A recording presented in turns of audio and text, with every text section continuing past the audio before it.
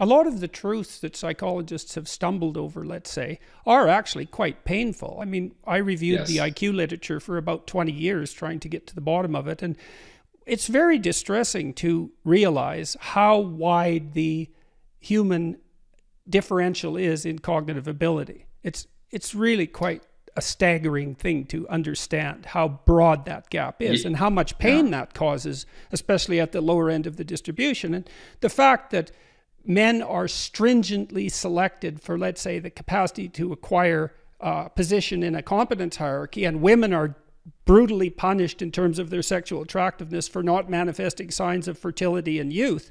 It's like there's a real harshness to that, but it's the harshness, I think it's the harshness of life. And actually understanding that makes it less harsh insofar as understanding is useful. No, I would agree with that. And, I mean, I've stumbled across a lot of findings in my research, and we'll get to the issue of conflict between the sexes, that I find personally distressing, that I wish didn't exist, but they do. And so I feel similarly that, we're better off confronting our nature and the empirical reality, including sex differences in that nature, rather than just pretending that these features don't exist.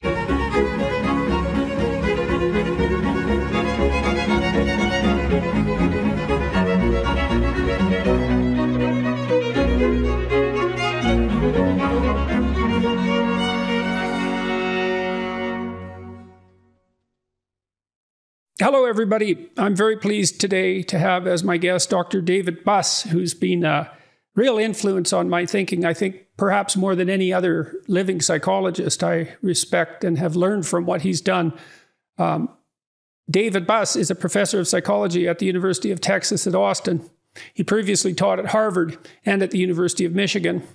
He is considered the world's leading scientific expert on strategies of human mating, of all the interesting things, and is one of the founders of the field of evolutionary psychology. His many books include The Evolution of Desire, Strategies of Human Mating, Evolutionary Psychology, The New Science of the Mind, The Dangerous Passion, Why Jealousy is as Necessary as Love and Sex, The Murderer Next Door, Why the Mind is Designed to Kill, and Why Women Have Sex, which you'd think would definitely be a bestseller. His new book, When Men Behave Badly, The Hidden Roots of Sexual Deception, Harassment, and Assault, was published in 2021, and it uncovers the evolutionary roots of conflict between the sexes. Dr. Buss has more than 300 scientific publications, and just to give those of you who are listening some sense of what that means, you can get a PhD from a pretty top-rated research institution in psychology with 3 publications, a thesis made of 3 publications. And so to have 300 publications is in some sense the equivalent of 100 PhDs. So that's worth thinking about for a while. In 2019, he was cited as one of the 50 most influential living psychologists in the world. So I'm very pleased that you agreed to talk with me today about these contentious topics. And I would like to restate what I said earlier, which is your work has been very influential. As far as I'm concerned, I've really liked reading everything you've done for the last 20 years. I haven't read all of it, but I've read lots of it. And so. Well, thank you. It's my pleasure to be talking to you. I've been reading your work for some time and have been looking forward to this conversation for a long time. So maybe you could start by telling me, why did you get interested in evolutionary psychology per se? How did that come about and when? Because you were one of the founders of this field, which is a burgeoning field and an important one, tying psychology to evolutionary biology, a crucial thing to do. Yes. So, well, basically, when I started my academic career, there was no such thing as evolutionary psychology. And I was trained in personality psychology at UC Berkeley. But what I was interested in, and the reason that I got into personality psychology, was I was interested in human nature. What motivates people? What are the goals towards which people aspire and seek? What gets people out of bed in the morning? What makes people tick? What is human nature made of? And when I got into the field of personality, I went through all the standard theories, Freud, Jung, Kelly, Maslow, the list. And all or many seem to have some intuitive appeal, but none seem to be grounded in a foundation, in a solid scientific foundation. And that's really what ultimately led me to evolutionary theory, that is to try to identify what are the causal processes that created human nature, whatever that nature may be. Yeah, well, even the more biologically oriented psychologists, the behaviorists, for example, like Skinner, the people who studied rats and who did that so carefully, because that's a great tradition and it really led to the emergence of neuroscience. There was not a lot of evolutionary thinking there, because underlying that behaviorist ethos was the idea that human beings were something like a blank slate and that almost everything we did was learned. Yes, indeed. And Skinner believe he actually overlapped a bit with him at Harvard. So I was able to actually have a couple conversations with him. And he believed that what evolution had created was simply a couple of domain general learning mechanisms. Classical conditioning, operant conditioning were the ones that he focused on. And he built this whole theory about that. But essentially so you equip humans and rats or pigeons with this blank slate domain general learning mechanisms, and then all subsequent action is based on contingencies of reinforcement. So but I think even then, even when I was in graduate school, that view struck me as really problematic. For one thing, sex differences, emerge very early in life. Rough and tumble play by age 3 or so emerges consistently early in development, and sense of humor, and these things are cross-culturally universal. So the notion that all of our nature consists just of the contingencies of reinforcement during our lifespan struck me as problematic. And so really that search for a solid scientific foundation for a theory of human nature is what led me to evolutionary theory. And then, of course, reading people like Trivers, Don Simons, George C. Williams, of course, W.D. Hamilton, some of the great evolutionary biologists of the last century, led me to the view that I could actually test some evolutionary hypotheses in humans. And at the time that I started, there were almost no empirical tests. And, if you know anything about the kind of Berkeley, Minnesota tradition, a lot of my mentors were Minnesota, there's a very strong empirical tradition. And so as a psychologist trained in an empirical tradition, you have to test these things. And what I realized is that there were almost no empirical tests of these evolutionary hypotheses. And so that's what led me to that. And some of the most obvious ones were mating. So as a sexually reproducing species, everything has to go through mating. And so if humans don't have pretty interesting and complex psychological adaptations for mating, then we're kind of out of business. So, survival and mating. But if you're a sexually reproducing species, you have to go through the bottleneck of mating, and that is, it's not a simple process. Of course, if you're asexual, you don't have to go searching for a mate, but sexually reproducing species, you have to select a mate. You have to attract a mate. In our species, you have to be mutually selected by that mate. And then in our species, of course, we have long-term mating, pair bonded mating, which is extremely rare in the mammalian world. Male and king, we have something like 5,000 species plus of mammals, and only something like 3 to 5% have anything resembling pair bonded long-term mating. But humans do have it. It's part, and that's part of our nature. Now, as we get into mating strategies, one of the things that I argue is that long-term mating is not the only mating strategy within the human menu of mating strategies. And we have long-term pair bonded, but we also have short-term mating, casual sex hookups, as they're now called on college campuses. We have some infidelity rates. So that's kind of a mixed mating strategy, one long-term mate, some short-term sex partners on the side. And then we also do serial mating. And then if you look across cultures, we have in Western cultures a presumptively monogamous mating system, but some cultures have polygynous mating systems, one man, multiple wives, some restricted to 4, some don't have any restrictions. And then very, very rarely do you have a polyandrous mating system, less than 1%, where it's one woman, multiple men. So anyway. And do you have any sense of what conditions give rise to that rare exception, that polyandrous system, since it's so uncommon? How is it that it sustains itself? And why isn't that a challenge to the notion of a central monogamy, let's say? Yes. Well, the conditions under which it occurs are typically where one man cannot support a whole family. So if there's a large field, and one man can't support a wife and children, then it will be two men. So the polyandrous mating is almost entirely brothers. And that genetic relatedness helps to ease what normally would be a pretty intense jealous reaction to someone else sharing a sex partner, someone else having sex with your wife. And so why isn't it sufficient to say, like the sort of more modern blank slate theorists might, that patriarchy is a sufficient explanation for the difference in mating strategies across the sexes, and that the reason that polyandry is so uncommon is because women are dominated by men everywhere, and that's arbitrary and an expression of power. It has nothing to do with our central biological tendency.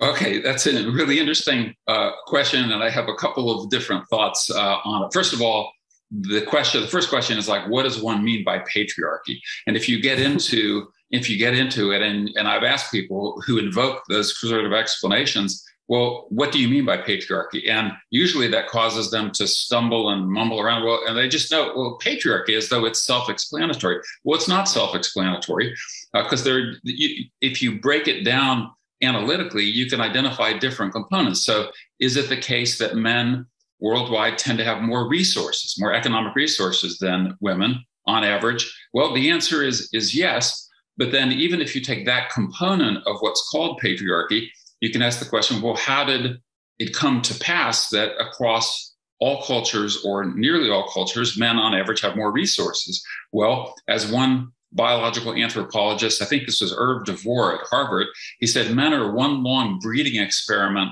run by women.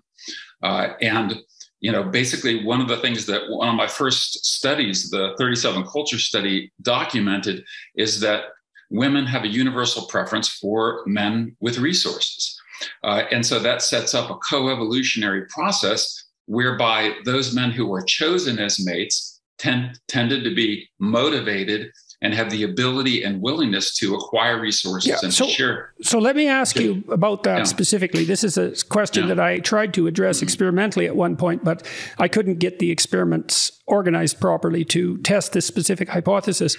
Do you know of any research pitting female mate choice in relationship to men against men who have resources versus men who show the traits that allow them to acquire resources, pitting those directly against one another? Yeah, great question. And I'm not aware of any studies that have done that directly. See, I think that, and I want to talk to you about this in relationship to the dark triad issue, which we'll get into. It seems to me that women use markers of status partly as indicators of available resources because those are useful, but I don't think women are that uncanny, let's say. It's too simple. I think they use the presence of resources as a proxy for the personality and cognitive traits, let's say, including physical health, that would enable a man, even stripped of his current set of resources, to be highly likely to acquire them in the future. And maybe current resources are a good proxy for that. Yeah, I think So one issue is that cash economies are relatively recent in our human history. I think maybe 7,000 to 10,000 years old or so. And so so we are able to stockpile economic resources in a way that is evolutionarily unprecedented due to cash economies. But I think that you're absolutely right that what women tend to look for, and shows up even in my studies as well, is the characteristics that are statistically reliably correlated with resource acquisition, which will be things like intelligence, social status, dependability, athletic prowess. Is this guy a good hunter? So you go to a culture like the Ache of Paraguay, and basically what leads to high status in men is hunting skills. That's like the big main effect there. And so I think even things like, that I know you've talked about this and you measure them as some of the big five characteristics, even things like emotional stability and conscientiousness, which we know is linked with hard work and industriousness and achievement in modern work context, likely was true ancestrally as well. So women didn't want a guy who's going to be sitting around in the hammock all day, smoking whatever the local, weed or hallucinogen is. She's going to want a guy who has the motivation to get out there and hunt and bring back the bacon, so to speak. Yeah, and the hunting thing is really interesting when you think about also how much we've abstracted ourselves out of our basic biological niche in some sense, because hunting and getting to the point and hitting the target and aiming right and being specific with words and all of that kind of goal-oriented action, those are all very tightly related as far as I can tell psychologically. And then you said something quite interesting earlier as well that we didn't comment on. You talked about men as a breeding experiment run by women. And this ties into another reason why evolutionary psychology is so important, is because we're unbelievably highly sexually selected. And that has to do with women's choosiness. And so maybe we could start our discussion of sexual differences in mating strategy with that. So first of all, what's the evidence that suggests that women are in fact choosier when it comes to sexual partners than men? And how much choosier are they? Okay, great question. Well, so maybe first we could just define for listeners what sexual selection theory is. Because most people, when they think about evolution, they think of survival of the fittest and that sort of nature redding tooth and claw. Yes, and a kind of a randomness too, which, that's kind of implicit in the natural selection theory, whereas sexual selection is anything but random. Yeah, absolutely. So sexual selection, so if natural selection, this is oversimplified, but is the evolution of adaptations due to their survival advantage or the survival advantage that accrued to the possessors. So things like fear of snakes, fear of heights, spiders, darkness, strangers, and so forth, food preferences, things that led to better survival. Sexual selection deals with the evolution of qualities that lead to mating success. And Darwin identified two causal processes by which mating success could occur. One is same-sex competition or intrasexual competition. And the logic there is that whatever, he thought about it in terms of contest competition, where there was a physical battle, like two stags locking horns in combat, with the victor gaining sexual access to the female, loser ambling off with a broken antler, dejected with low self-esteem and probably needing some psychotherapy. But the logic was whatever qualities led to success in these same-sex battles, whether it be athleticism, strength, agility, cunning, or whatever, those qualities got passed on in greater numbers due to the sexual access that the victors accrued. Qualities associated with losing basically bit the evolutionary dust. The second component, so that's intrasexual competition, which actually the logic is more general than Darwin envisioned. So like in our species, as we were alluding to, we often compete for position and status hierarchies. And so we can engage in intrasexual competition without engaging in this physical battle or contest competition, although I think that the contest competition was also part of human evolutionary history with males. The other component process is basically what Darwin called female choice. And the logic there is that whatever qualities, if there's some consensus about the qualities that are desired, that men possessing the desired qualities have a mating advantage. They get preferentially chosen. Those lacking the desired qualities basically become incels or involuntarily celibate. They get shunned, banished, or ignored. Now, the twist on that, and so I think sexual selection is by far a more interesting process and definitely has occurred with respect to humans. But the twist there is that we have mutual mate choice, at least when it comes to long-term mating, especially when it comes to long-term mating. And that gets to the issue of Trevor's theory of parental investment, where he asked the question, well, which sex does the choosing? Which sex does the competing?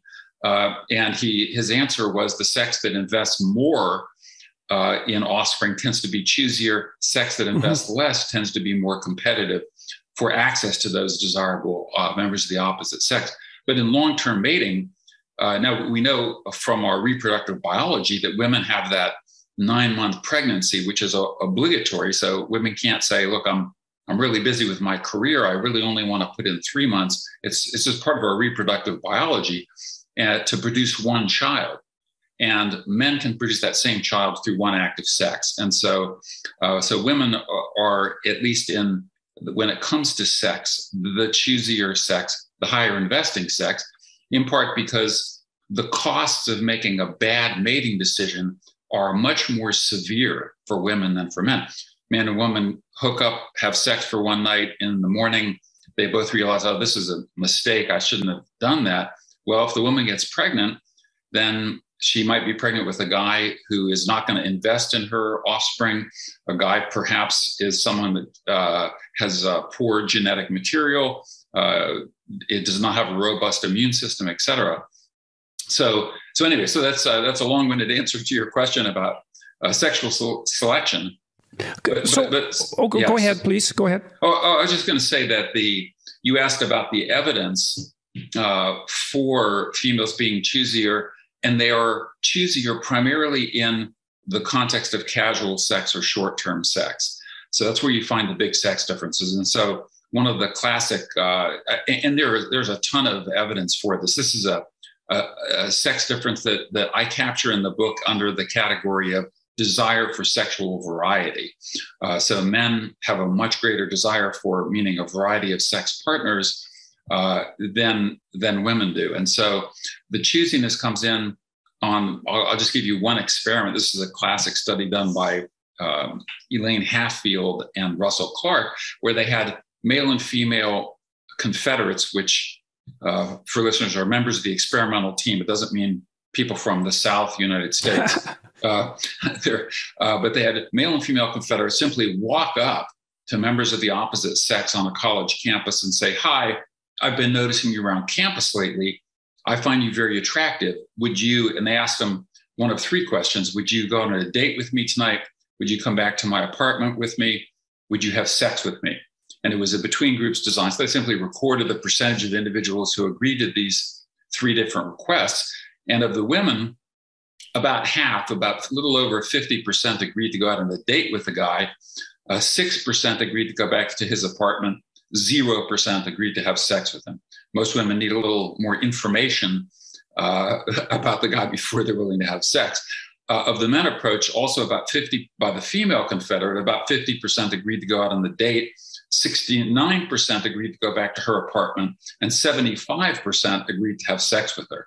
And so if you talk about choosiness, are you willing to have sex with a total stranger who you've met for 30 seconds?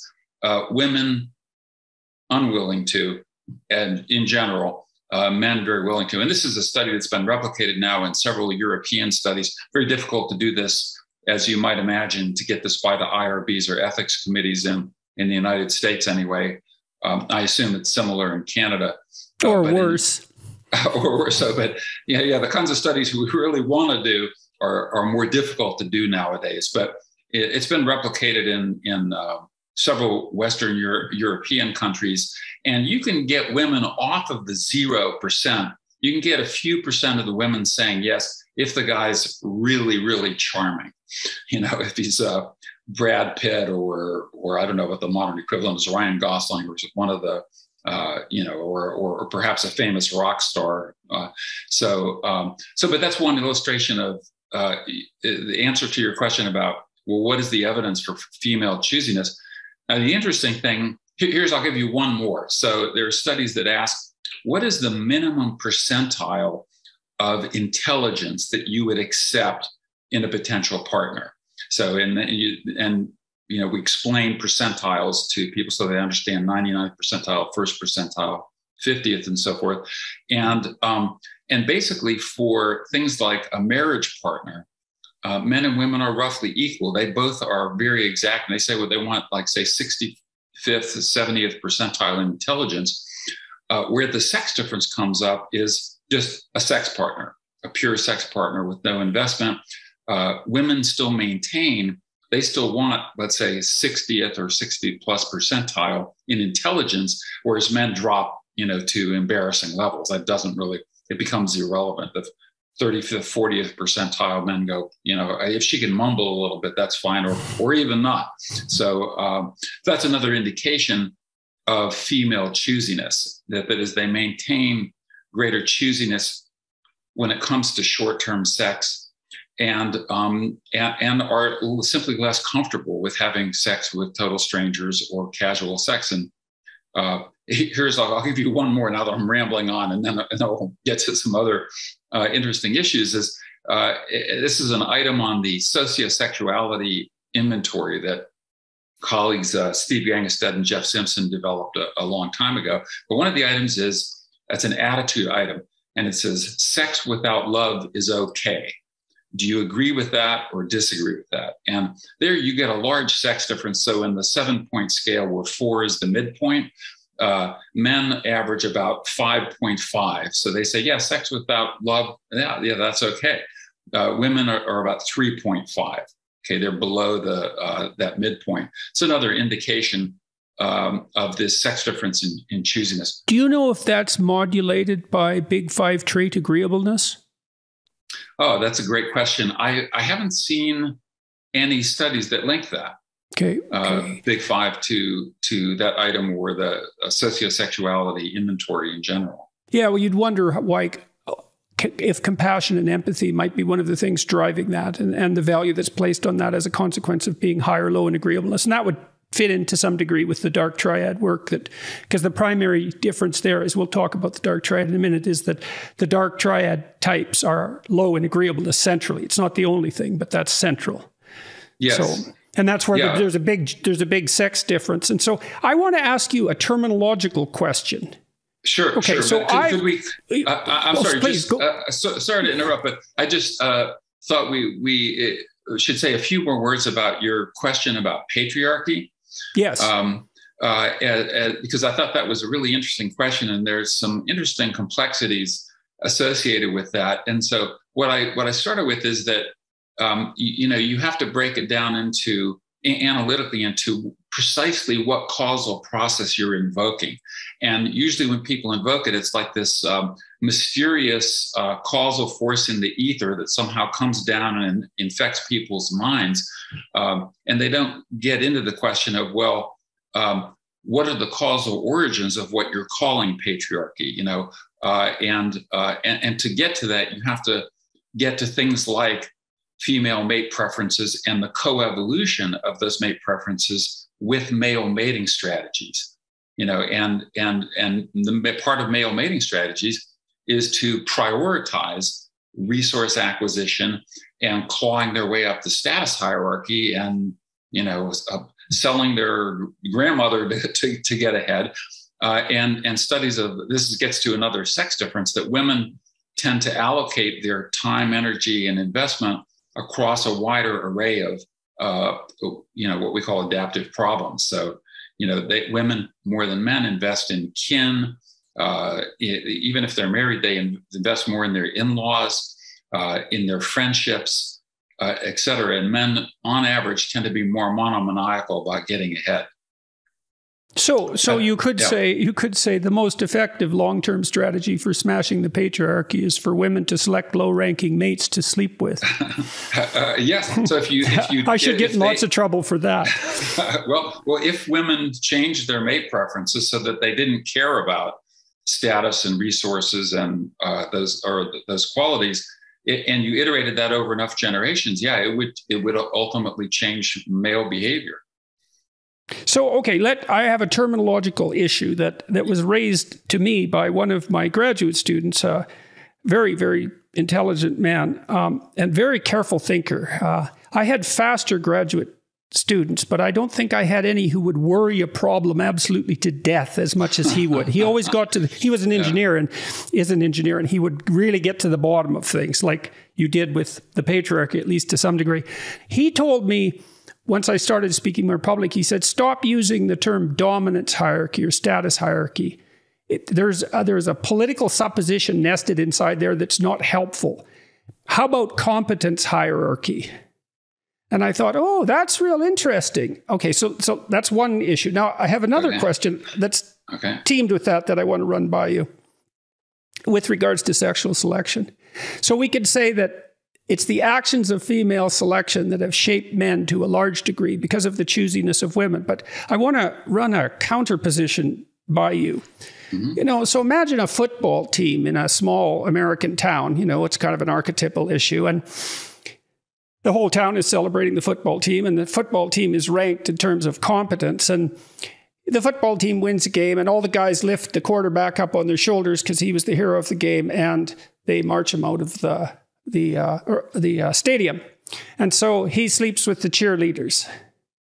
And I would say he was elected by the men to sleep with them.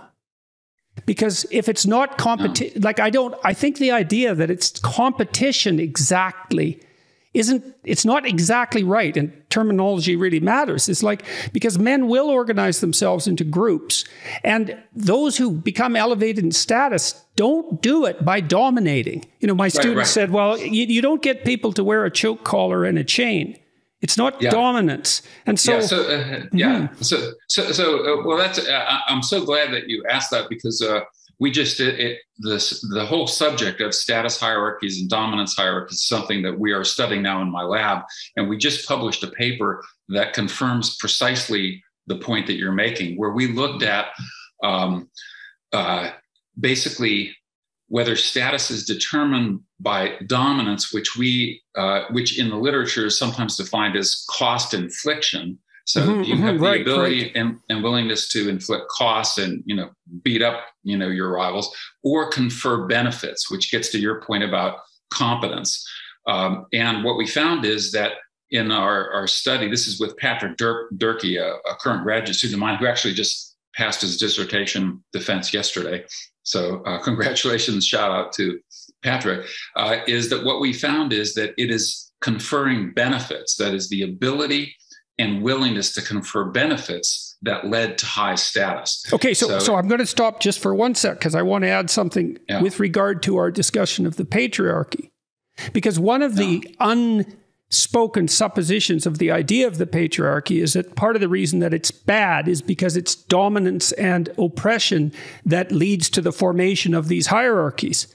And that's a central claim, but this gets to a real alternative to that, and so what do you mean by benefit exactly in that context?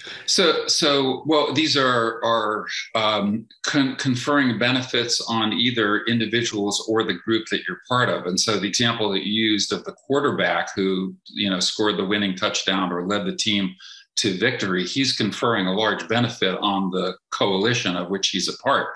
And we evolved as coalitional species, but the benefits are many in number. I mean, they could be, meat from the hunt, providing not just to your family, but also to the group. In small group living, they often shared the spoils of the hunt. Providing physical protection.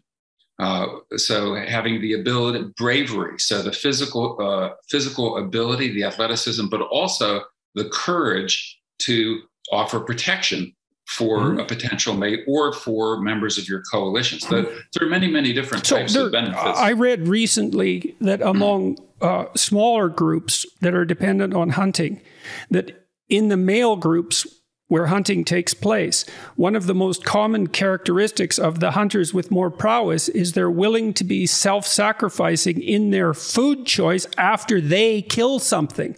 And so the men have status conferred on them. Well, they were successful hunters, but if they can be successful hunters and give someone else who was there a bigger share than they get, even though they did the hunting, that's a way of moving up in status. And that kind of behavior is very common in men's groups in small societies around the world. Yes. The opposite of narcissism, interestingly enough. No, that's right. And that's why in our study we had 240 things that could either increase or decrease your status. And one of them was precisely that generosity with resources. So you can have all the resources in the world, but if you're stingy and don't share them, with your group, then you're not going to be rising in status. But I just add one interesting curlicue to your point about this, and that's the Ache that I mentioned earlier. Tim Hill is the bioanthropologist who's studied the Ache in the greatest detail. He's lived with them on and off for 25 years or so.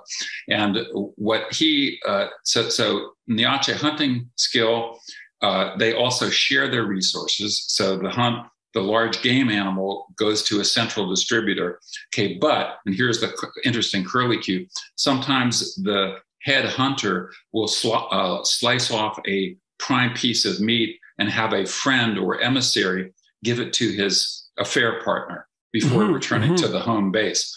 And so good hunters tend to have more sex partners in the Ache, and I suspect in many hunter-gatherer groups. Right, and that would be a specific exception that would be of sexual benefit to that hunter outside the general sexual benefit that generosity would give him as a consequence of being of high status among his cohort. Yeah, absolutely. And one of the things that's kind of building on your point about this issue of generosity with resources is that people form groups. And often there's competition between groups for having members that are, in this case, good hunters or who contribute, above and beyond to the group welfare. And so if a hunter feels like if someone is a top hunter and he feels like he's not sufficiently appreciated by the group, he can go to another group or form another group. And that's one of the interesting things about, this gets into human history is, once group, there's the fissioning of groups. Once they get to a certain point, they often say, look, I'm not sufficiently appreciated in this group. I'm going to take my allies and form my own group. So I was also thinking about this in terms of, let's say, reciprocity. So imagine that we're in a small hunting group. We don't have refrigeration, so we're not going to be able to store meat with any great degree of reliability. So you might say, well, what's the best way to store meat? And I would say you should store meat in your status among the hunting group. Right? So if you're generous and you share, and then that invokes reciprocity from other hunters in your group who also have prowess, then you've stored future meat in the potential for them to generate resources in the future. And that's reciprocity dependent. And so that's also a way that kind of long-term honesty could also be selected for in these so-called status hierarchies. Competence hierarchies is better. And so my student, he said there's a subterranean Marxism in the terminology. If it's status hierarchy, dominance hierarchy, implies that it's oppression that's building the hierarchies. And that's something really worthy of note, that objection. Yeah. So well, let me come back to that in just one second. But I think it actually was I just recently saw your interview with Steve Pinker and Jonathan Haidt, and Steve Pinker is, I think a wonderful thinker. And the way he phrased it is that hunters store meat, not in the refrigerator, but they store meat in the bodies of other people. So it's kind of an interesting way to think about that, of how we engage in that reciprocity. So with respect to the oppression issue, here's what I would add to this, is that one of the implicit assumptions of people who invoke patriarchy as an explanation is that they assume that men are somehow united in their interests as a group in oppressing women as a group. Okay, and from an evolutionary perspective, that can't occur because men are primarily in competition with other men, not with other women. And also each individual has alliances with some members of our own sex, some rivalries with members of our own sex, but also alliances with some members of the opposite sex. So every man has, for example, a mother, sometimes a daughter, a sister, an aunt, a niece, and similarly, every woman has a brother, a father, et cetera. And so the notion that men are somehow united as a group with a goal of oppressing women as a group, it just can't occur from an evolutionary perspective. And so, and this is why I think an evolutionary perspective lends some conceptual clarity to some of these vaguer notions that people don't tend to think about when they invoke terms like patriarchy. So, but I agree with you on the point of oppression, that when we talk about status hierarchies, we don't mean oppression. What we did is, what Patrick Durkee and I did in our studies, basically, is we pitted the dominance explanation, or some people have invoked it, dual pathways. Some people say there's two ways to get ahead. You can inflict costs, or you can confer benefits. And we tested that. And then what's called a competence model. So there is a theory of status that's based in competence, but it's basically benefit conferral. And we found evidence in favor of the competence model and the benefit conferral model, but almost no evidence for the cost inflicting model. Indeed, what we found is that although sometimes people have the ability and willingness to inflict costs, you have to be more differentiated even about that. So, for example, we've been talking about coalitions to some degree, and people punish free riders, for example, or cheaters within coalitions. Yeah. They punish them. So that's an infliction of cost. Yeah, it's an infliction of cost, but it's for the larger group, for the larger coalition.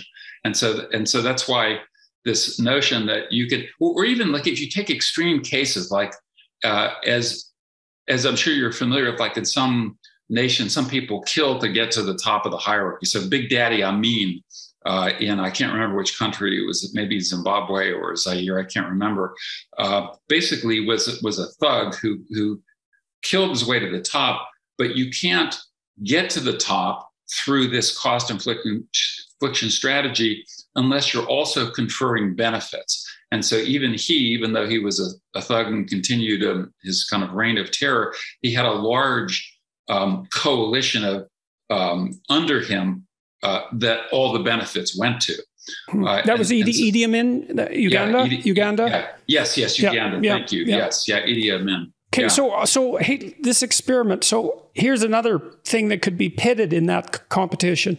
So imagine you had men who could confer benefit and who were incapable of inflicting cost, and men who could confer benefit but were capable of inflicting cost. I think you'd see winners on that side because of that free rider problem. And that ties into what we'll discuss in relationship to the dark triad, because there's some mystery about why women seem to be attracted to these so-called dark triad traits. And I would say that they're using them as insufficient markers for the ability to or the acquisition of status. So, and narcissists capitalize on that, right? Because a narcissist looks confident, and lots of confident people are competent, but some confident people aren't competent, but they can fool you. Yes. And then I think the other explanation is that if you had to choose between a benefit conferrer who could punish free riders and one who couldn't, you should pick the former. One who could deal with free riders, who could and would, had the capability to. And so you see this sort of thing. I really like the Disney movie Beauty and the Beast. I think they got it right. And so there's Gaston in that movie, and he's a narcissist, but he has physical prowess. Like, he can't understand why he's not the guy, but he's narcissistic. And then there's the Beast, who's a beast, but he's tameable. And so he can be a benefit conferrer, and he has the capacity to inflict cost. Yes. Yeah. And the two are often correlated in nature. So, like, for example, if you have physical prowess or athletic ability, then you have both the ability to confer benefits, in the form of, say, protection or hunting skills, but also the ability to inflict costs by, Okay, so let's talk about the dark triad then in relationship to agreeableness, because do you want to just tell everybody what the dark triad is first, so that we're all on the same page? Yeah, so the dark triad, I think this was originally named by one of your Canadian psychology colleagues, Del Paula, at the UBC. And the dark triad originally was three triad, but it's narcissism, Machiavellianism, and psychopathy. So where narcissism is typically marked by a sense of grandiosity, a sense of entitlement. They think they're the most intelligent, the smartest, the most attractive, the most charming, the most skilled, etc. Or in the words of one of my former graduate students, they think they're hot, but they're not. And I think there's a way in which people do have the ability to assess whether that high self-esteem is warranted or not.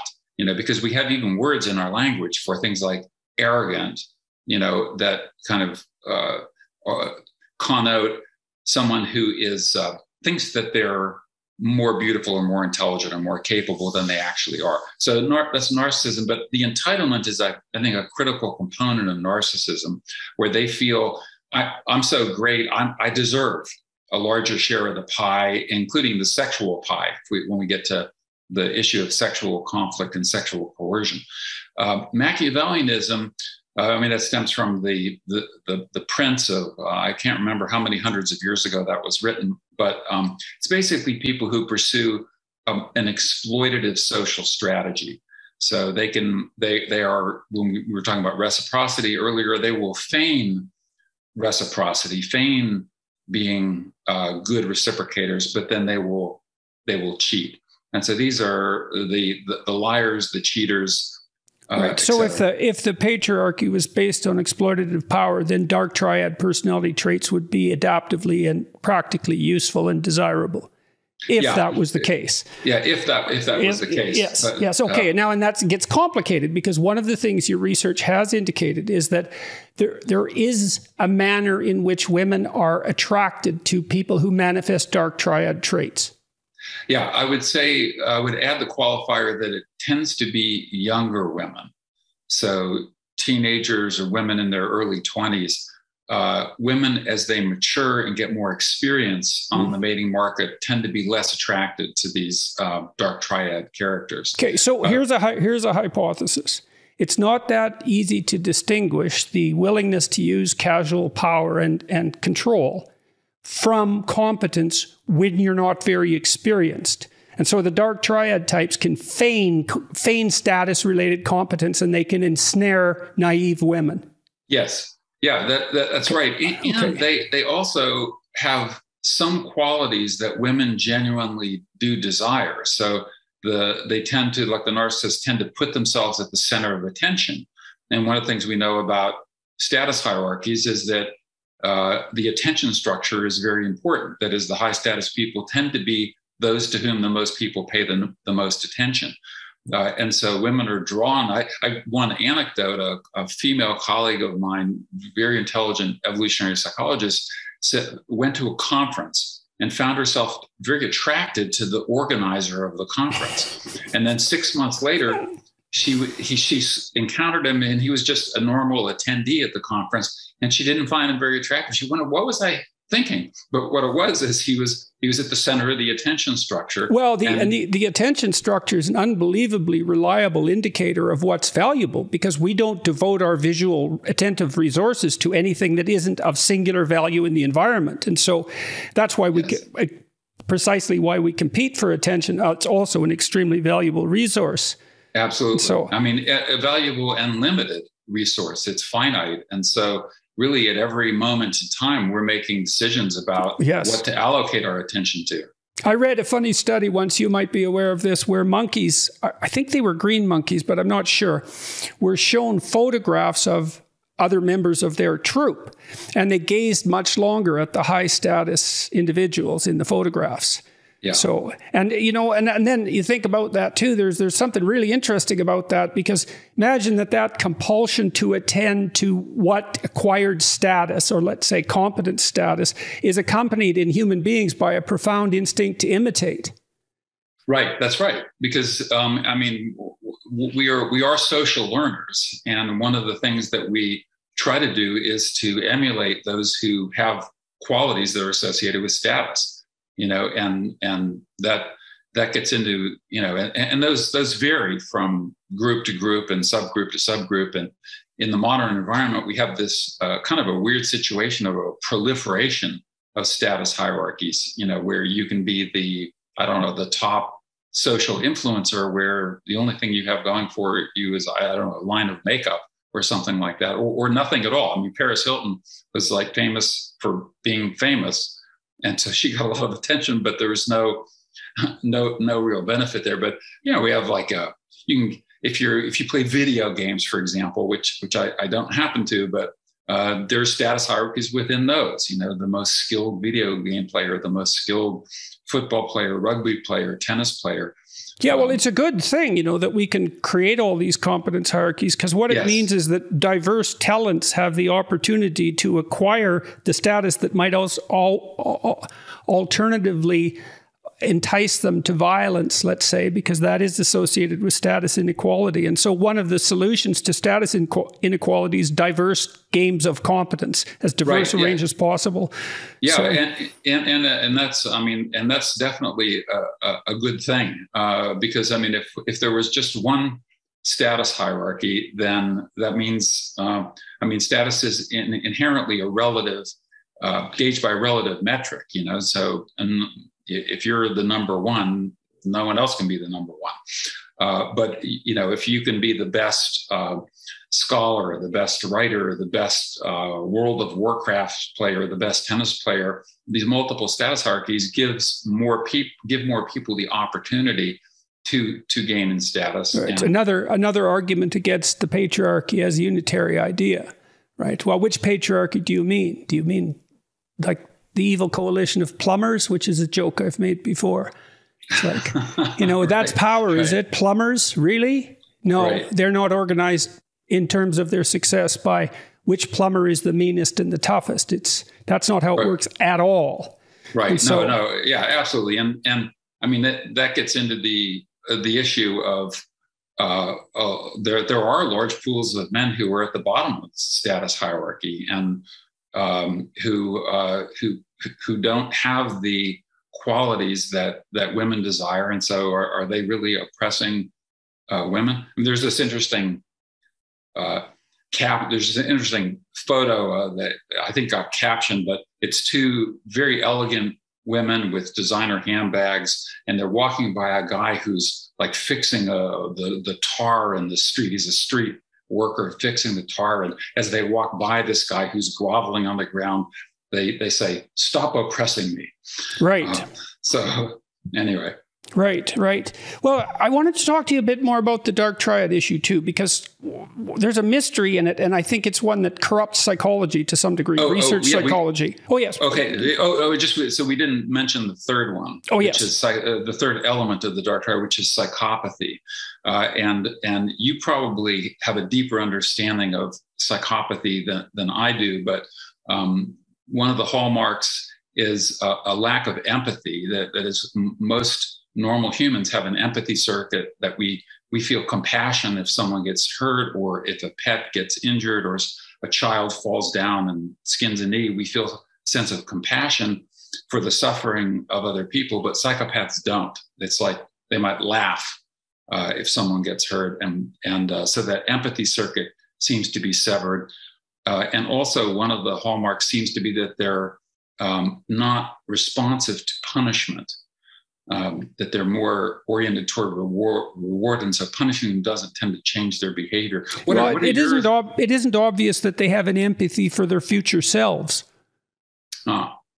Right. So punishment's like, well, part of the reason that you react to punishment is because you don't want your future self to be punished again, but you have to care about that before that works. Right. Yeah, that gets to the issue of steepness of future discounting. Yes, exactly. Yeah, they grab for all the gusto right now and don't think about the future consequences. So one of the things one of the big five personality traits that the dark triad is most associated with is agreeableness, low agreeableness.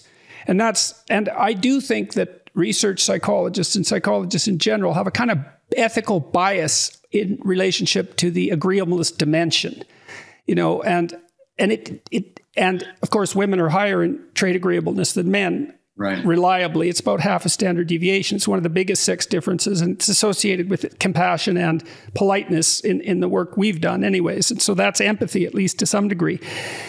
Now, the question is, what is the ethical utility of lower agreeableness, right? Because you'd think, well, it would interfere possibly with sharing, right? Because if you're more compassionate, more empathic, you're going to feel the hunger of other people and you'd be more motivated to care for them, let's say. But it's also possible that low agreeableness has something to do with, well, perhaps hunting prowess. That might be part of it, but it also might be part of the solution to the free rider problem. And so women are in a conundrum with agreeableness, right? Because they need a mate who's agreeable enough so they can bond with them and that will care for their children and that cares in general. But they need someone who's disagreeable enough so that they're capable, let's say, of dealing with free riders. And right. So one way of saying that is agreeable with respect to them, but the potential for being disagreeable with respect to those others when they need to be punished or they need to ward off an attacker. Right. And you could see that that's a real tight line to walk down. You know, and part of what constrains agreeableness, let's say from a temperamental perspective, so if you're low in agreeableness, let's say, well, you're less empathic, you're more competitive, you're rougher, blunter, tougher, you know, what would you say, at least with regards to the compassion you show to others. And so what helps modulate that? Well, some of that would be conscientiousness. And so in the dark triad types, you see low conscientiousness as well. You know, really low agreeable, high conscientious types are quite interesting because you can trust them because they'll do their duty, but they're very blunt and direct and harsh. And that can be helpful as well because they'll tell you unpleasant truths, even if they hurt your feelings. So there's some utility in that. So you can imagine that agreeableness can be modified, let's say, by conscientiousness. So that takes the psychopathy edge off it because low agreeableness and low conscientiousness, that's a rough combination. Yes. And so, because there's nothing constraining it. And so women are attracted to some degree to the lower agreeable types. And I think that accounts for the bad boy paradox that you described, at least in part. And maybe it takes further experience and wisdom on the part of judicious women to see where they can get the disagreeableness that's necessary, but it has to be hemmed in by something like, well, conscientiousness. Right. Other personality traits like conscientiousness. Yeah.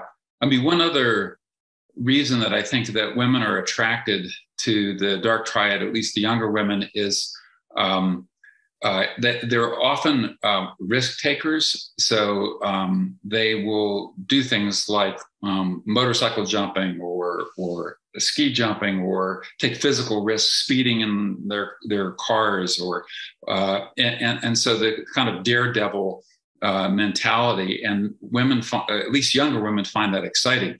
But I wonder if they confuse that with trait openness, right? Because the open types are going to experiment; they're going to try lots of different things, and that daredevil, you know, I don't care, might be not easily distinguished from the capacity to engage in creative problem-solving pursuits, you know, and perhaps with courage as well. Yeah. So I think courage, and also one of the, you know, that people who take risks often in fact have the ability to afford those risks, if you will. So for example, you know, doing some dangerous athletic feat, if you're not an athletic person, you're going to fail at that. And so in some sense, some of these daredevil behaviors, I think, are kind of cues that you have the ability to afford to take those risks. But these guys, these high dark triad guys, are absolutely disastrous as long-term mates. So that they might be exciting for sure. I mean, that's why I think that women, as they mature, stop being attracted to these guys, especially if they're looking for a long-term mate, because these are guys, they're the dark triad, they're more likely to cheat. They're more likely to seduce and abandon. They're more likely to engage in deceptive mating tactics. And so they tend to be big trouble when it comes to long-term mating.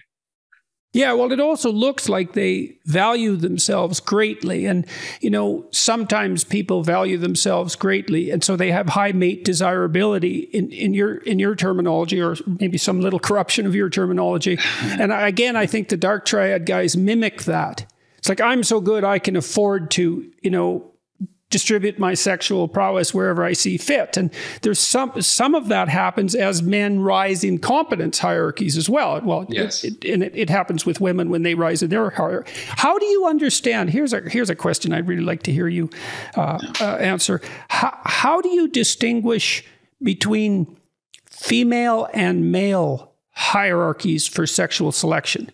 Because there are obviously women that are more desirable to men. So where are the big sex differences there? I know that women will mate across and up competence hierarchies, and men will mate across and down, roughly speaking. But there are other differences. Yeah.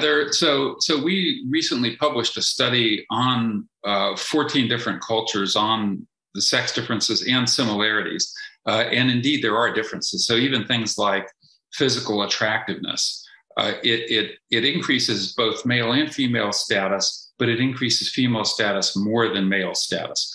Why? Well, what we argue is that, and this is one thing my 37 culture study showed, is that men place a greater priority on physical attractiveness, physical appearance, good looks. And it's not an arbitrary social construction. It's basically an evolved preference for fertility cues. Men who mated with infertile women failed to become ancestors. And so we're all descendants of. I have to ask you this too. Here's something I really got in trouble for. So I was doing an interview with NBC reporter. I don't remember who it was, but he didn't like me at all. So he was trying to catch me out on all sorts of things. And we talked about makeup in the workplace. And I said that women use makeup to enhance their sexual attractiveness. And man, you wouldn't believe the flack I got for that. And I said, well, the reddening of the lips, for example, and the rouging of the cheeks is not only a signal to mimic youth and fertility, but it's likely associated with mimicry of ripe fruit because our visual system evolved to detect ripe fruit. And if you look through any advertising, like any magazine, women's magazines in particular, the association between makeup and fruit is there in the imagery all the time. So, yes. and the flavor as well, for that matter. So, did I say something that I shouldn't have said? Am I wrong about that in some important way? No, you're not wrong about it. But I know what you mean. I've gotten some flack for that as well. And I mean, one thing that, on this finding that men prioritize physical attractiveness and that physical attractiveness is not just this arbitrary social construction, but in fact, underlying it is a set of cues to youth and cues to health and hence cues to fertility. This is a very upsetting notion to some people. And so I was actually, even before I published the 37 culture study, I gave a talk on it to a sociology department when I was at Michigan. And a female professor came up to me afterwards and said that I shouldn't publish the findings. And I said, well, why not? Because to me, empirical findings are empirical findings, But she said that women had it hard enough without in competing with each other on physical appearance without being told that men have this evolved preference for it, and so the standard social science model is more comfortable for people to believe, oh, it's just arbitrary and infinitely changeable, and you go to, any different culture and they value a whole different set of things. And the notion that we have evolved preferences for fertility cues is anathema to some people. Yeah, well, but you can understand it to some degree because a lot of the truths that psychologists have stumbled over, let's say, are actually quite painful. I mean, I reviewed the IQ literature for about 20 years trying to get to the bottom of it. And it's very distressing to realize how wide the human differential is in cognitive ability. It's really quite a staggering thing to understand how broad that gap is and how much pain that causes, especially at the lower end of the distribution. And the fact that men are stringently selected for, let's say, the capacity to acquire position in a competence hierarchy, and women are brutally punished in terms of their sexual attractiveness for not manifesting signs of fertility and youth. It's like there's a real harshness to that, but it's the harshness, I think it's the harshness of life. And actually understanding that makes it less harsh insofar as understanding is useful. No, I would agree with that. And, I've stumbled across a lot of findings in my research, and we'll get to the issue of conflict between the sexes, that I find personally distressing, that I wish didn't exist, but they do. And so I feel similarly that, we're better off confronting our nature and the empirical reality, including sex differences in that nature, rather than just pretending that these features don't exist. Well, we also should be very cognizant of the fact that the counterclaim, which is that, well, there are no biological what would you say, structures underlying our perception, sexual perception and otherwise, and our cognition. So we have no biological nature, which means we're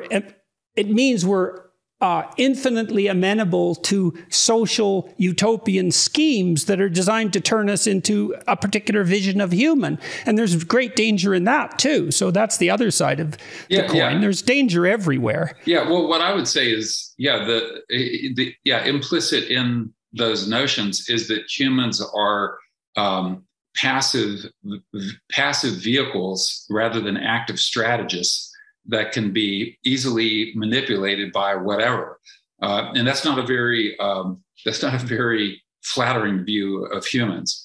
No, and it's justified some rather wide-scale social engineering attempts in the last 100 years. Yeah. So it is a real danger. It's not. And that doesn't take away anything from the fact that there is such thing as unpleasant fact. Yes. So, and it's reasonable to be cognizant of that. So you were going to talk a little bit about, let's talk about violence, say, between men and women. One of the things I was struck by in your chapter on violence, the way it opened, I studied aggression for a long time in little kids, in elementary school children, adolescents, all the way up, developmental origins of aggression with Richard Tremblay in Montreal. And so I'm very interested in that. And I think often that psychologists have things backwards when we approach questions. So for example, we often try to explain anxiety instead of explaining its control, which is way harder to do because of course you're anxious. That's bloody obvious. Why aren't you terrified out of your skull all the time is the question. And I think it's the same with aggression. It's often treated as if aggression itself is something that needs to be explained. Whereas for me, the mystery is, well, no, aggression, not, of course. Yeah. The mystery is how we control it. That's the mystery.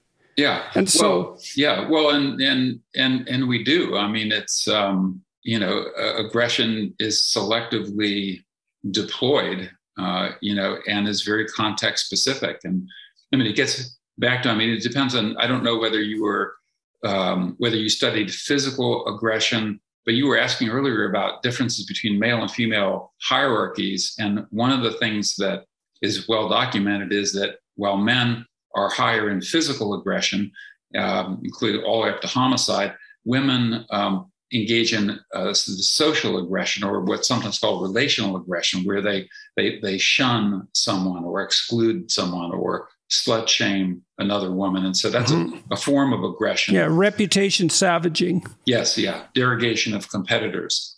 But all these forms of aggression are typically deployed very selectively. It's not like we don't wake up in the morning and go out and beat someone up.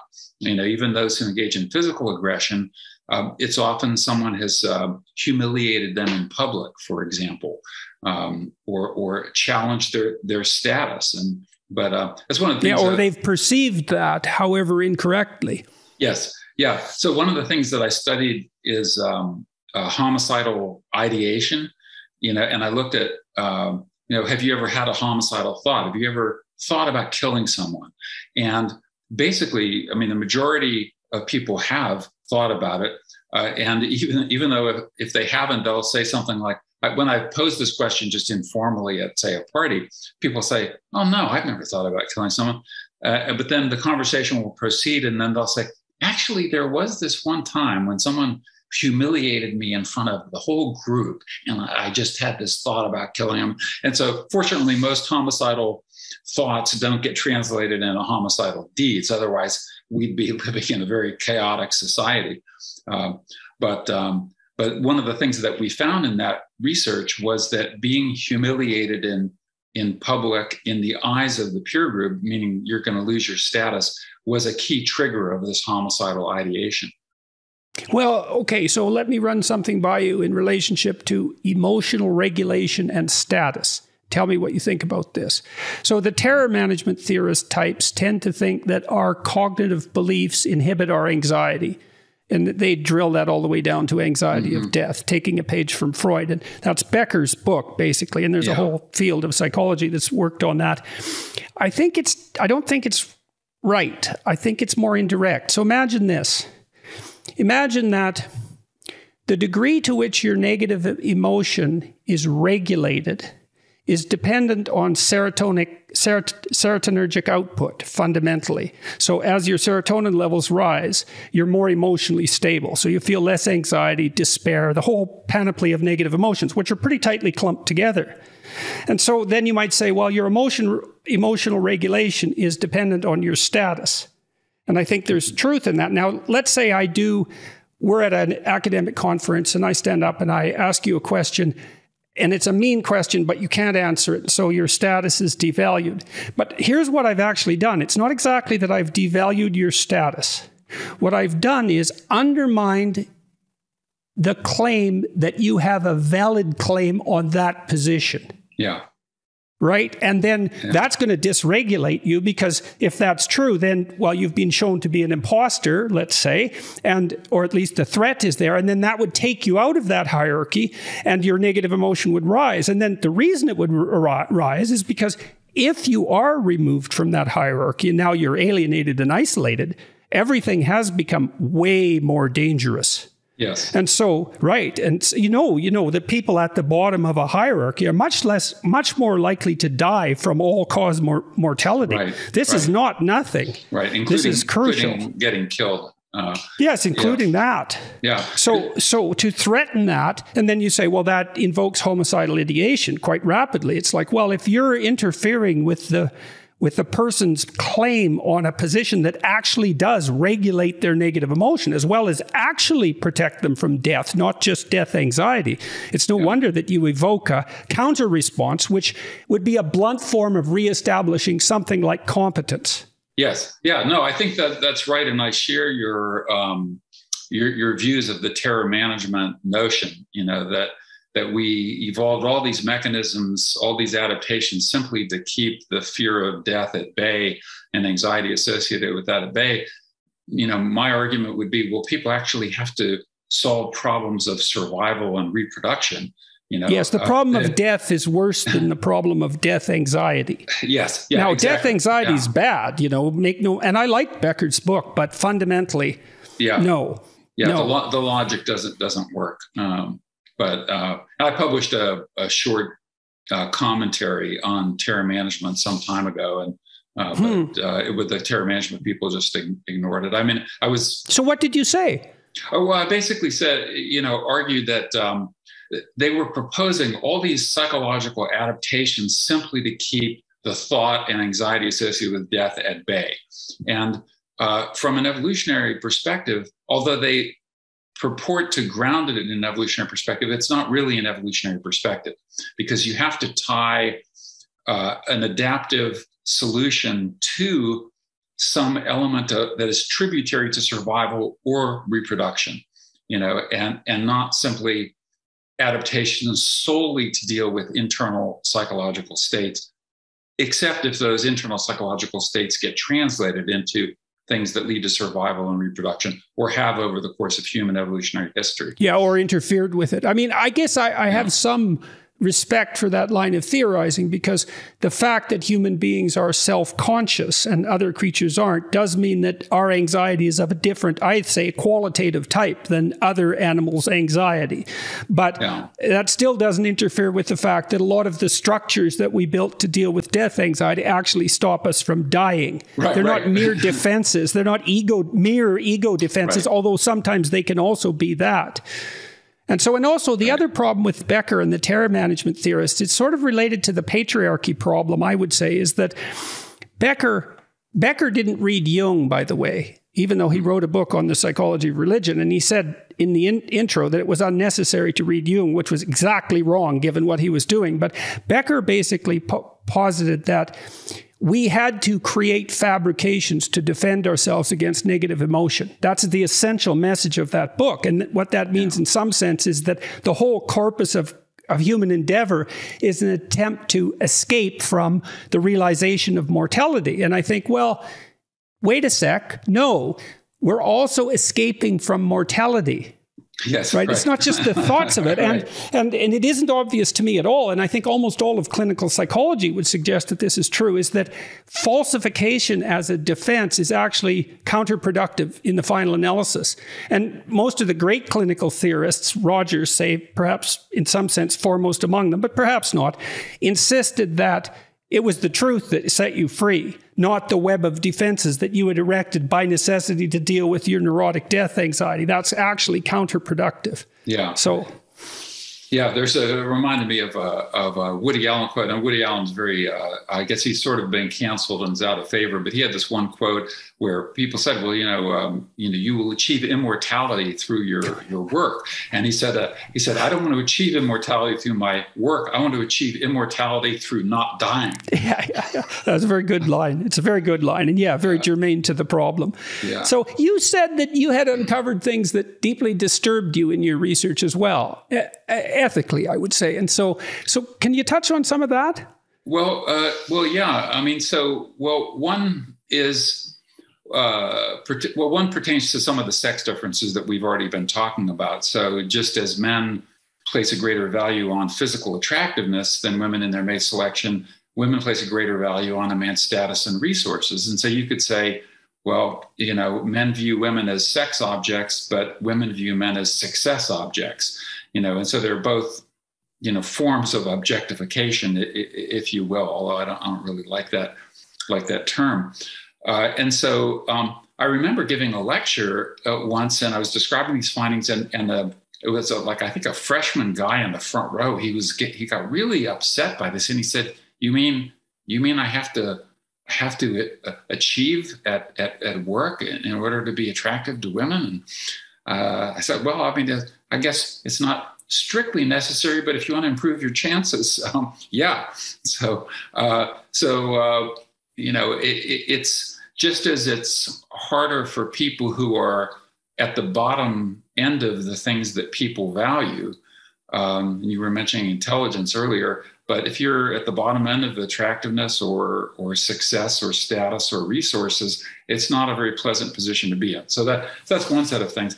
Another, though, it's also the what's interesting about that too, if you don't mind me saying so, is that the evolutionary psychological argument actually indicates more deeply the intractability and danger of that problem, right? Because that the problem of being at the bottom is so deep that we shouldn't rush to solve it with surface level solutions that aren't going to work. So you see, for example, very frequently people think, well, hierarchy is a Western construct. It's dependent on capitalism. It's like, wait a second. If you want to solve the problem of poverty and exclusion and oppression, and you start that by equating something as profound and deep as hierarchy with capitalism, you're not going anywhere because you have no idea how big this problem is. It's way bigger than capitalism. Yeah, absolutely. I mean, status hierarchies, as you've written about, are evolutionarily ancient. And so you think I'm okay. I took a lot of flack for all that, my comparison with lobsters, say, which, because antidepressants work on lobsters, which is something I think is absolutely phenomenal. And it pertains to the serotonin argument, right? It's so widely distributed all the way down the phylogenetic chain that serotonin even regulates negative emotion in lobsters. This is old, yes, and lots of people objected, well, why do you pick lobsters? And it's, as if I was overstating the biological conclusions. Right. What do you think about this? Yeah, well, but, status hierarchies are pretty ubiquitous. And I guess what I would say is that you didn't have to pick lobsters, but you could have picked chimpanzees or any number of other species and still been essentially correct. Well, even non-social birds, like even birds that don't have troops and strictly a hierarchy, they have a positional hierarchy in terms of territory. Yeah. And the ones that have the best nesting sites are much more likely to mate and survive. So even in many animals that don't have a hierarchy specifically, it's still there implicitly. That's right. That's right. And this gets to one of the other, I guess, the broader implicit uncomfortable truths is that we value different people differently. So, and that this, of course, applies in the mating domain of mate value. Some are higher, some are low. And that's mostly what I've focused on. But it also applies to friendship value, coalitional value, that we value different individuals differently based on their competence, based on their benefit conferring ability and willingness. And people find this uncomfortable. We're, and this is one of the, I think, conceptual confusions of this, like, all people are created equal. Well, there are different meanings of that. One is equal in terms of rights, which they should be, equal in terms of opportunities. Equal before the law, equal in terms of their natural rights. Right. Which is, I think, the correct usage of that. But are they actually equal in value, in what other people value? And the answer I've always asked people like who hit me with that. It's like, do you sleep with everyone? Right. No. Oh, you're selective, are you? Well, isn't that oppression, exclusion, and judgment at the most fundamental level? And is that something you really want to sacrifice? Yeah, and the answer is no. And I remember the answer is only rude people ask questions like that. Or confused, who haven't really thought through these issues. No, I meant the rude person was me asking that question. Yeah. Well, but I mean, hey, we're in the business of asking hard questions. I don't think they're rude. No, I don't think they are either. They're just pointed. It's like, wait, you exclude sexually. There is no more dramatic form of exclusion than that. Yes, that's right. That's why people object to evolutionary psychology. It's like, there's a brutalness about it, especially in female choosiness. And not that men are any better, because of course they do the same thing in different ways, but it really is brutal. And to be rejected by someone that you're attracted to, that's no joke. That's a rough dagger. Yeah, absolutely. And of course, breakups are among the most traumatic experiences that people go through. The dissolution of a marriage, for example. These cause people to spiral into depression, alcohol abuse, etc. It's so can we talk about differences in aggression again? Because as you said, men are more likely to use physical aggression. And by the way, there is good data. You may know this already, but Tremblay's group in particular looked at this. If you take 2-year-olds, boys and girls, and you group them together, 2-year-olds are the most aggressive of any age group that you can group together. Hitting, kicking, biting. The 2-year-olds will do more of it. But most 2-year-olds don't. And almost all the small minority that do are male. So it's there at 2. Now, almost all of them get socialized by the age of 4. And so they come to inhibit that aggression. They're probably low in agreeableness. That would be my guess. And some of them are probably high in negative emotion. So they're more reactive, more volatile. But most of them are socialized by the age of 4. But their research group showed that if they aren't socialized by the age of 4, then it's permanent. So that's where the career criminal types come from. But they tend to desist around the age of 28. It drops off for some reason that isn't well understood yet. Yeah. Well, I guess, 28. It seems like at least in adulthood, when physical aggression, if you chart it by age and sex, it's basically when males, even though they do exhibit it early on, as you mentioned, when they enter reproductive competition, the physical aggression goes way up. In the same data set. So what happens with these long-term aggressive boys? So they're more aggressive than the rest of the boys, except the boys catch up on average when puberty hits for a few years, and then they go down. So they enter reproductive competition. And two other colleagues of yours up in Canada, Martin Daly and Margaret Wilson, have shown these age and sex distributions. And I mean, it's really stark. And the exacerbation of that by inequality. Yes, that's right. That's right. Which is another issue. The magnitude of inequality and inequality leveling.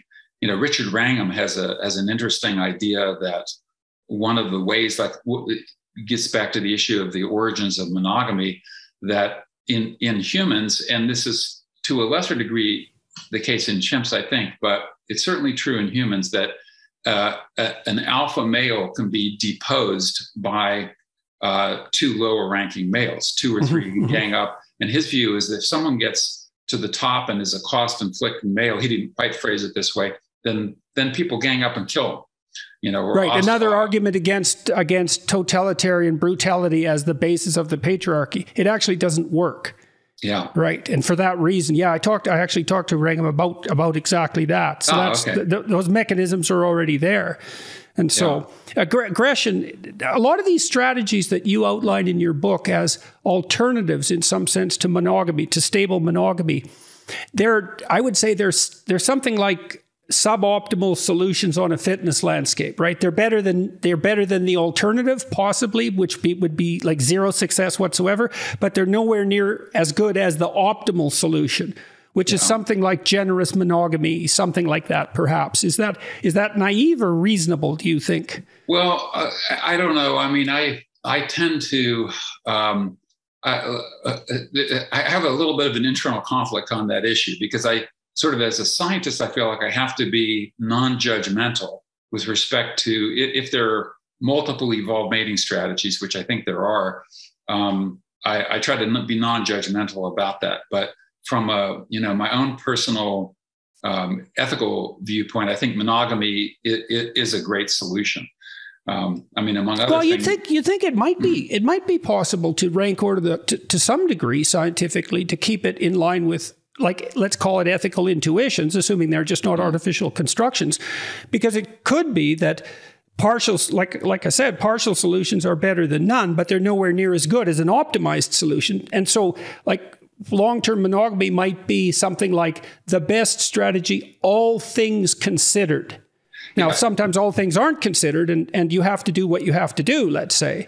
Divorce would fit into that and so forth. But that doesn't mean that optimality that we have potentially a moral intuition for isn't pointing to something that is, in fact, well, I would say, at least in potential, evolved as well as socially constructed. Yeah. So I guess what I would say is that the key question is optimal for whom?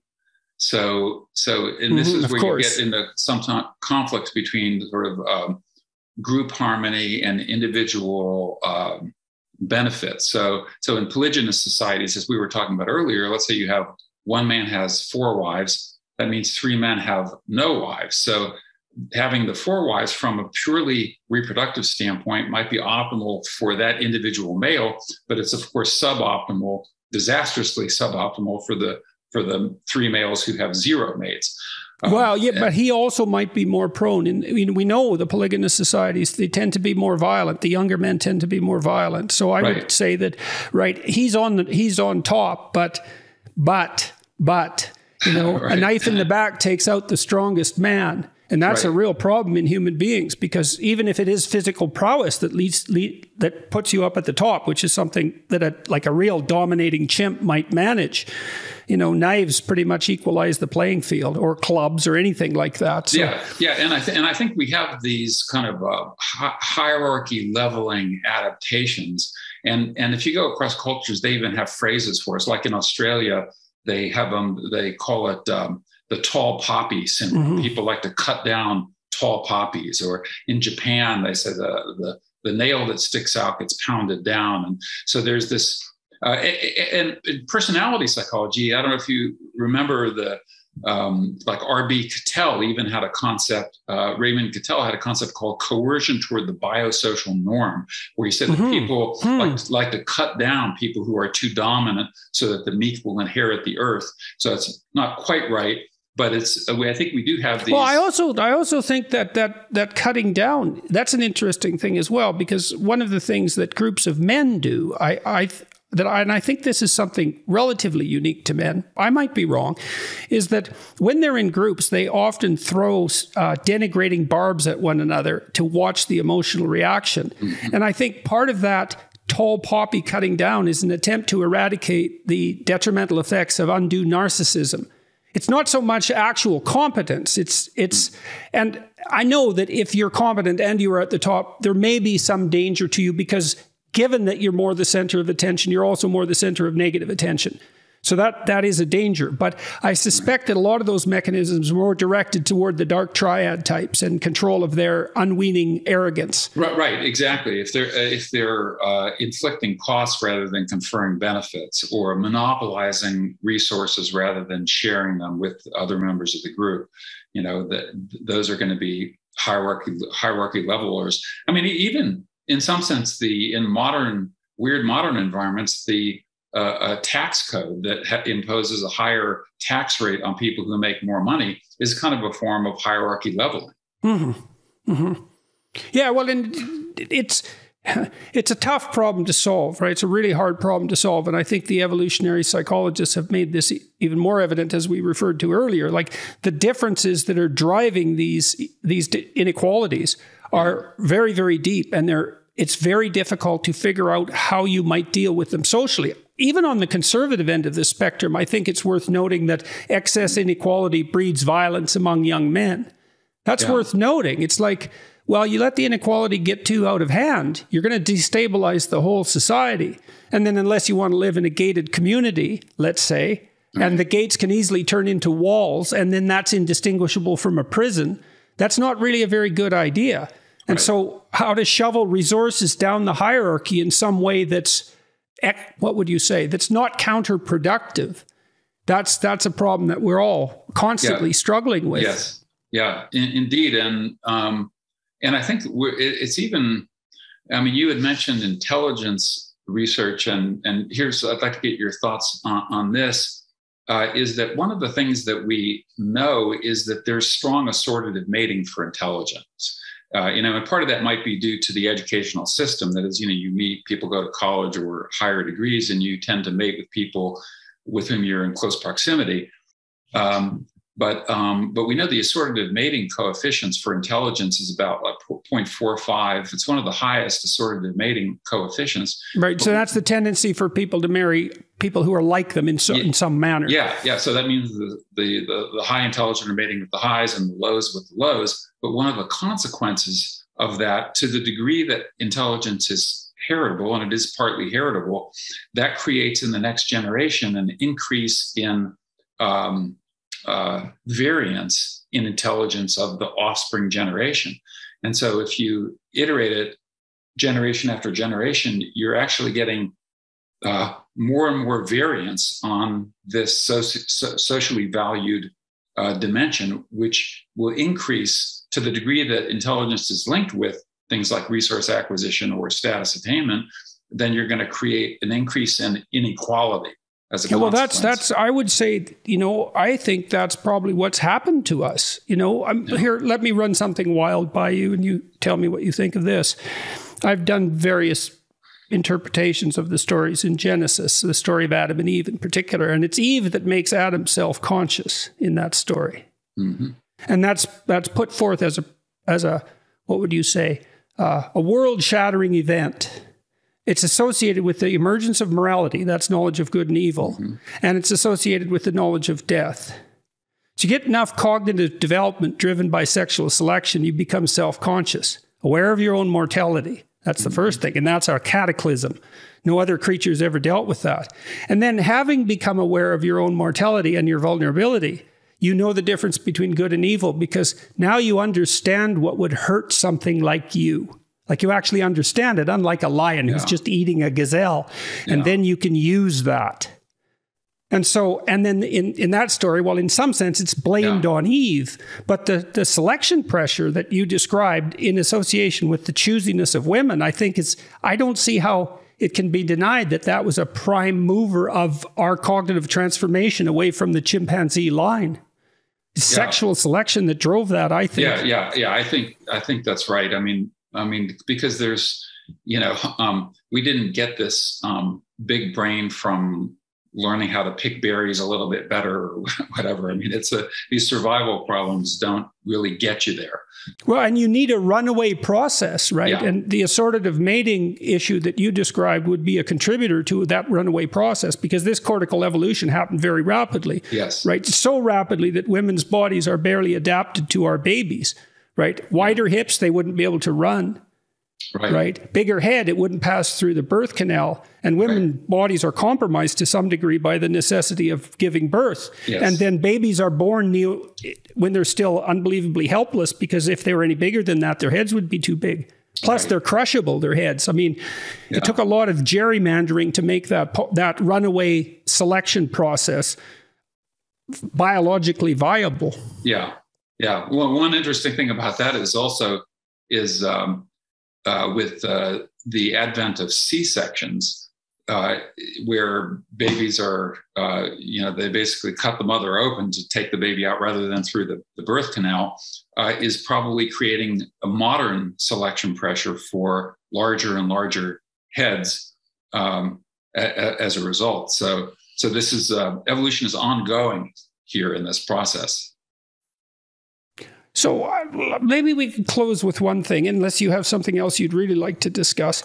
I would like to discuss a little bit more about why men and women have different strategies of aggression. Yeah. Okay. Well, and also, well, I mean, I guess we'll have to. There are many interesting things that I would love to talk about associated with my new book on conflict between the sexes, and we've touched on a few, but I'd love to talk more about those. But I think that male and female status hierarchies are.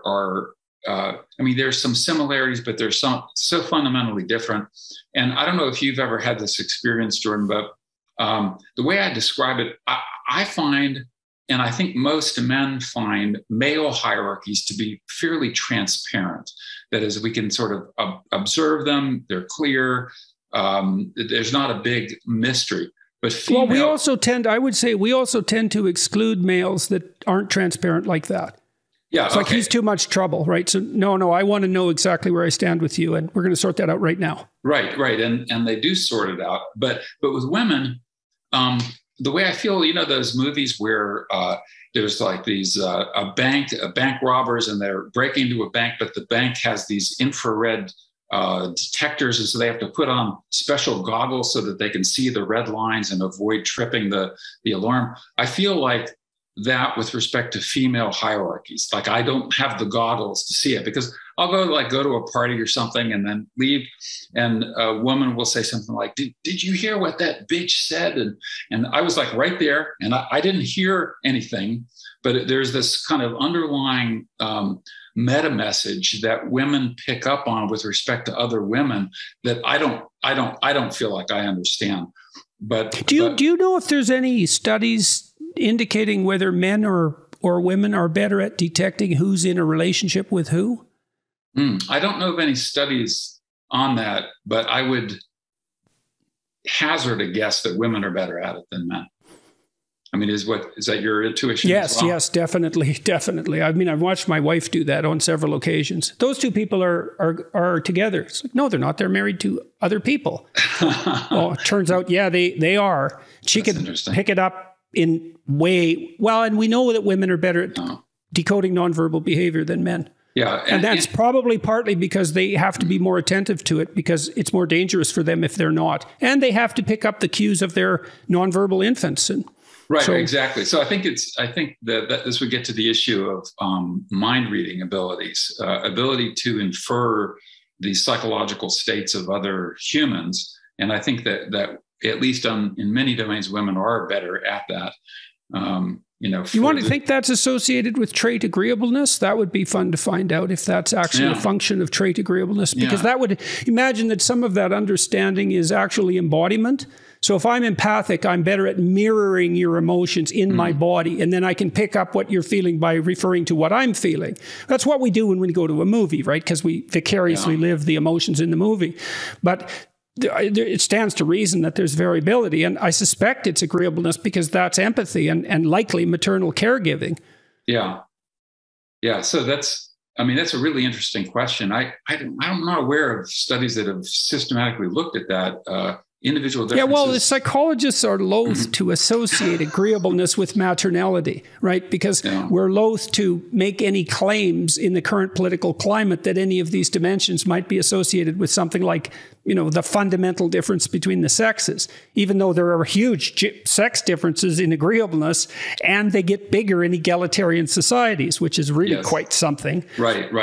Contrary to the standard social science, social role theories that had predicted that.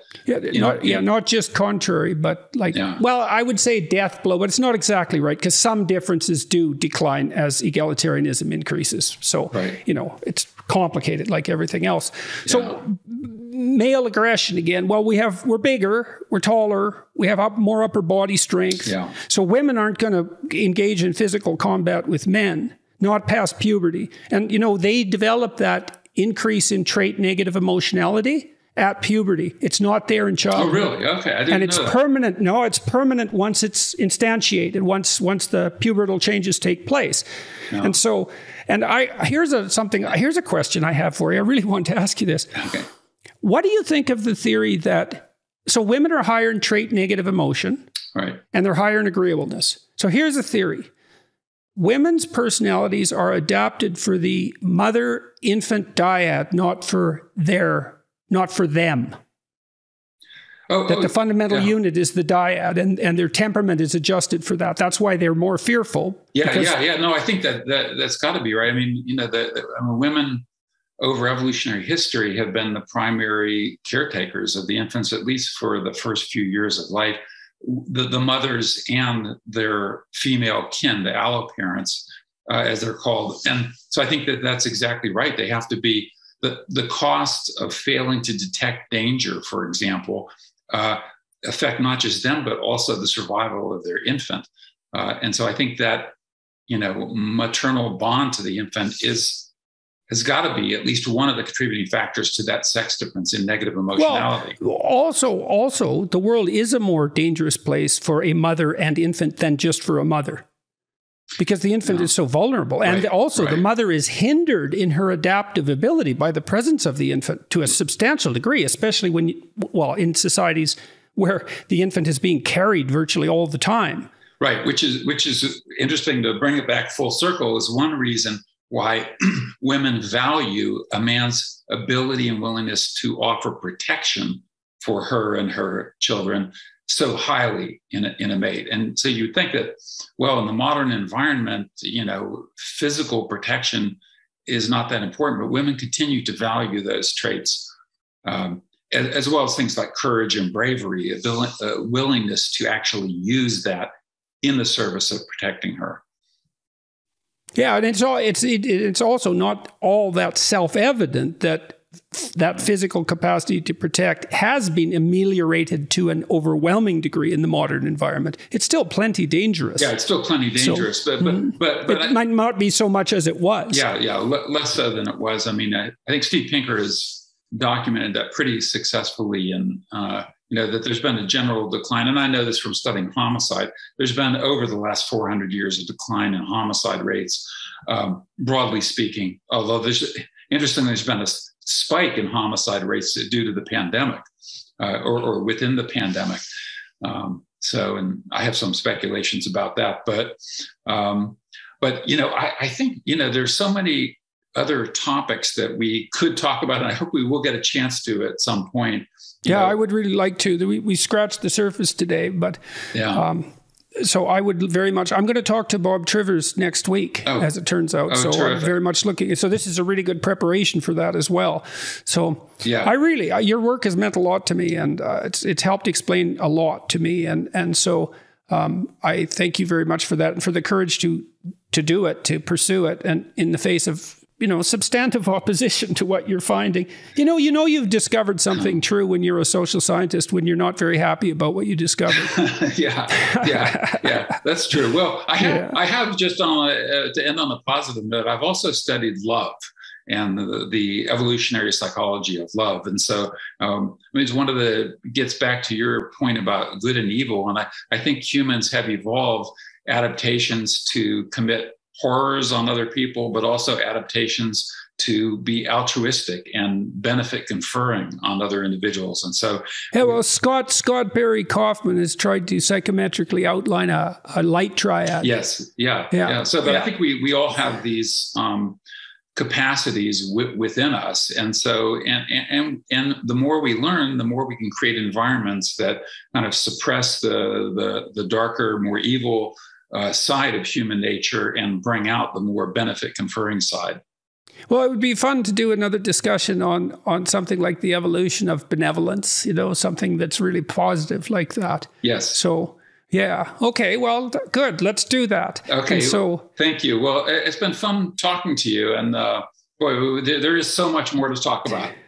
Yeah, I know. Well, that's what would you say? That's what you realize whenever you have a really good conversation. Yeah. So I appreciate it very much, and I do hope we talk again in the relatively near future. Okay. So I do too. Well, thank you so much, and best of luck with your conversation with Bob Trivers. He's a fascinating guy, so I'm sure you will have a very interesting conversation. Yeah, I'm looking forward to talking to him about self-deception. That's something I thought about for a very long time. So. Yeah. And hopefully tried to stop practicing. So, well, if you find the keys, let me know. All right. Thank you very much, and good luck with your book. And so that's this. This is one of the books we were talking about today. When Men Behave Badly, and that's certainly not all it's about. And thanks very much for talking to me today. Okay, thank you, Gordon. It's been a delight.